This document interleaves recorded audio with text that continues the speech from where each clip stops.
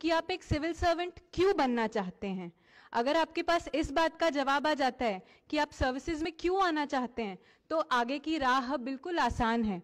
कभी कभी हो सकता है फेलियर्स भी मिले, ज्यादा अटेम्प्ट्स लगे, लेकिन अगर आपके दिमाग में ये बात क्लियर है कि आप एक सिविल सर्वेंट क्यों बनना चाहते हैं, तो आगे का रास्ता बिल्कुल नहीं खलेगा। 2 या 3 चीजें होती हैं। कोई लोग सोचते हैं कि हम बहुत पैसे कमा सकते हैं, तो सॉरी, पैसे कमाने के लिए तो आना ये गलत रीजन है। दूसरी चीज होगी, आप सोचते हैं कि हम पावर और पर्क्स के लिए आना चाहते हैं। ये भी मैं नहीं समझती कि आप बहुत दिनों तक इसे एंजॉय कर पाएंगे। अगर आप, जो तीसरा रीजन है कि आप लोगों के लिए काम करना चाहते हैं, लोगों के बीच में काम करना चाहते हैं, या जो हम अपने देश को बेहतर बनाएं उसमें एक पोजीशन ऑफ स्ट्रेंथ से अपना योगदान देना चाहते हैं, तो ये बिल्कुल सही रीजन है सिविल सर्विसेज में ट्राई करने के लिए। और अगर आपके रीजंस पहले दोनों हैं, तो मैं आपसे इंसिस्ट करूंगी आप उसे तीसरे रीजन में कन्वर्ट करने की कोशिश कीजिए। जैसे कि आप जानते हैं हमारा देश बहुत आगे बढ़ रहा है, अच्छे लोगों की जरूरत है, तो आप इस मंशा से आइए कि मैं एक अच्छा इंसान हूं और मेरे देश को मेरी जरूरत है, तो इस कैपेसिटी में आप बेटर कर पाएंगे।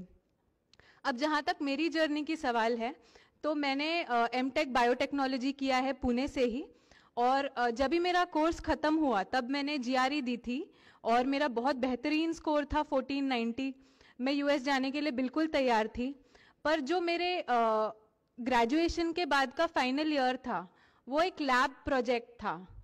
तो उस 1 साल जब मैंने लैब में काम किया, तो मुझे रियलाइज हुआ कि ये चीज मुझे बहुत ज्यादा आकर्षित नहीं करती कि मैं अकेले काम करूं, या उस वक्त जिस लैब में मैं काम कर रही थी तो सारे हम एक तरह से कॉपीड एक्सपेरिमेंट्स रिपीट कर रहे थे।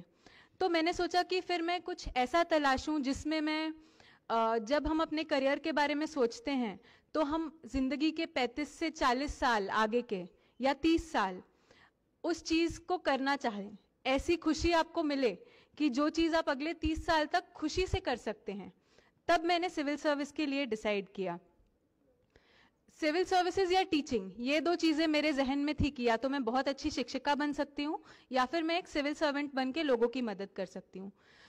तैयारी शुरू हुई तब मैंने एक बहुत बड़ी गलती की। मैंने 2010 में ट्राई करने के लिए एक प्रीलिम का अटेम्प्ट दिया, तो ये तो आत्महत्या के समान है, क्योंकि उस वक्त तो सिर्फ 4 अटेम्प्ट होते थे, और अगर मैंने ट्रायल में 1 अटेम्प्ट गवा दिया होता तो अब मेरे पास और अटेम्प्ट्स बचते भी नहीं। लेकिन उस ट्रायल के बाद भी जब मैंने पढ़ाई शुरू की तो मुझे एक मार्गदर्शन ऐसा मिला कि आप दिल्ली जाइए, ये परीक्षा तो मुंबई से हो ही नहीं सकती, आप कुछ भी नहीं कर पाएंगे, आप दिल्ली जाइए।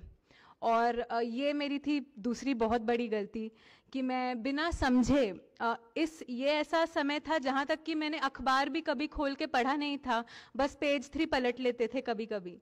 तो इस लेवल ऑफ प्रेपरेशन से मैं सीधा दिल्ली पहुंच गई, और दिल्ली में मैंने जो भी, वो मेरी सीनियर थी, आईआरएस ऑफिसर थी, जो जो क्लासेस पे उन्होंने चेक मार्क मारे वो सारे मैंने ज्वाइन कर ली। मम्मी पापा नसीब से बहुत अच्छे थे, वो यही सोचते थे कि हमारी बेटी को क्या चाहिए।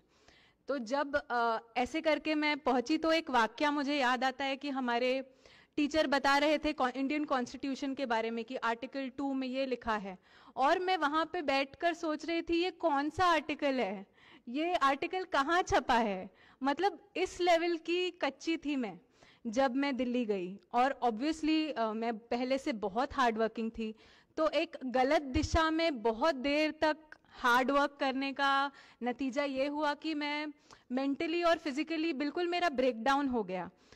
मुझे ऐसा लगा कि इस परीक्षा का जो पहला पड़ाव है प्रीलिम, ये भी अगर पास करना है तो आपको बिल्कुल, आप इंसान हो ही नहीं सकते, भगवान ही ये कर सकता है, ये मुझसे तो नहीं होगा।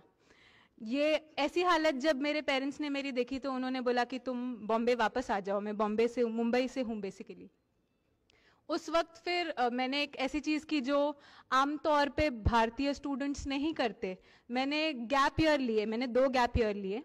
तो इन 2 सालों में मैंने अपनी बहुत सारी हॉबीज को परस्यू किया। मैं अलग अलग लोगों से मिली जो अलग अलग चीजें कर रहे थे। बहुत एक लर्निंग एक्सपीरियंस थे मेरे लिए, बहुत एनरिचिंग ईयर्स थे मेरे लिए 2। और ये करने के बाद फिर मैंने सोचा कि जी हाँ, अब मैं दे सकती हूँ एग्ज़ाम। और इस जोश के साथ मैंने 2012 में पढ़ाई शुरू की, बिल्कुल अपने से, बॉम्बे में रह के। और 2013 का अटेम्प्ट मैंने बिल्कुल पूरी तैयारी से दिया, पर यह हुआ कि फिर से मेरी प्रीलिम क्लियर नहीं हुई, 1-2 नंबर से प्रीलिम फिर रह गई।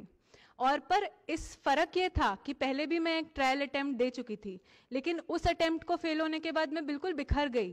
लेकिन जब ये अटेम्प्ट मैंने दिया 2013 वाला, तो इसको देने के बाद मैं बिल्कुल उस वक्त मैं इस फेलियर को बहुत अच्छे से देख पाई। मैंने एनालाइज किया, अपने नोट्स बनाए, अपनी स्ट्रैटेजी बनाई, अपने आप को, मतलब मैं मेंटली तैयार थी कि शायद मुझे अब मैं और अटेम्प्ट दूंगी। और इस तरीकों को फॉलो करने से ये हुआ कि 2014 और 15 में दोनों बारी जब मैंने प्रीलिम क्लियर की तो मैंने इंटरव्यू भी दिया और दोनों बारी मुझे पोस्ट भी मिली। तो ये मैं आपसे बिल्कुल कहना चाहूँगी कि इस परीक्षा में जब आप आते हैं तो आप सुनो सबकी, लेकिन करो अपने मन की। ज़रा अगर कोई सिलेक्टेड कैंडिडेट आपको कोई सलाह देता है तो वो पत्थर की लकीर नहीं होती, आपको अपने कंफर्ट के हिसाब से सोचना होता है। इस परीक्षा में अगर 1100 लोग सिलेक्ट होते हैं तो 1100 अलग तरीके हैं उस मंजिल तक पहुंचने के।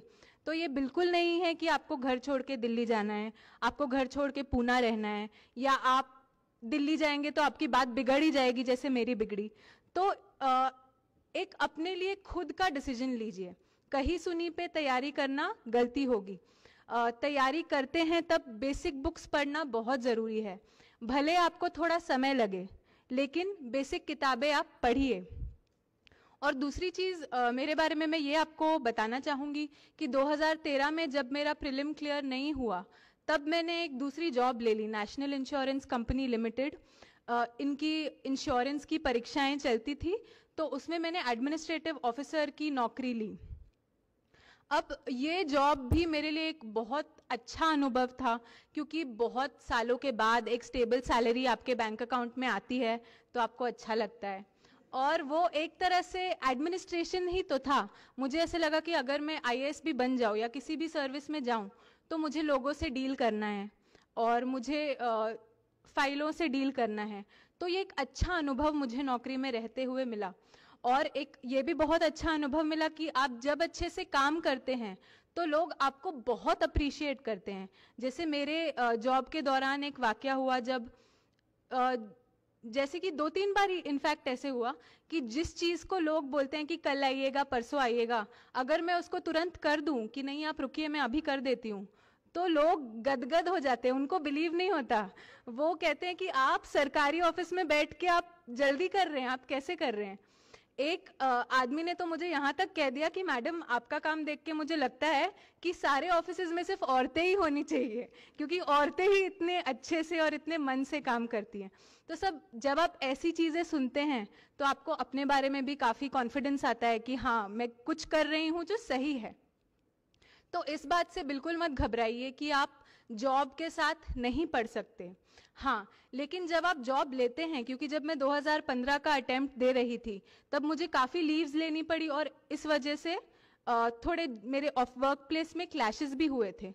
तो आपको ये मेंटली बिल्कुल प्रिपेयर रहना है कि अगर मैं जॉब ले रहा हूँ तो सब अगर 8 बजे पढ़ाई शुरू कर रहे हैं तो मुझे सुबह 5 बजे करनी है। और आपको ये करना ही है अगर आप सीरियस हो अटेम्प्ट के बारे में, कि आपको सुबह 5 बजे से लेकर 9 बजे जो ऑफिस के पहले का समय है उसमें आपको पढ़ाई करनी है। आजकल हम बहुत लकी हैं कि हमारे पास यूट्यूब पे बहुत सारे इन्फॉर्मेटिव वीडियोस होते हैं, तो उनको आप ऑफलाइन करके आप अपने जब आप ट्रैवल करते हैं उनमें देख सकते हैं। आने के बाद भी आप अगर जॉब के साथ पढ़ाई करते हैं तो ये नामुमकिन बिल्कुल नहीं है, लेकिन आपको ये एक समझना है कि जो दूसरे बंदे अगर 12 घंटे दे रहे हैं तो वो आपको 8 घंटे में करना है, और ये बिल्कुल मुमकिन है। ये ज़रूरी नहीं कि आप पूरे दिन एक कमरे में बैठ के पढ़ते रहें। इससे बहुत लोगों का नुकसान होते हुए भी मैंने देखा है कि वो इतना समय होता है उनके पास कि वो बिल्कुल उसे बर्बाद करने लगते हैं। वो कुछ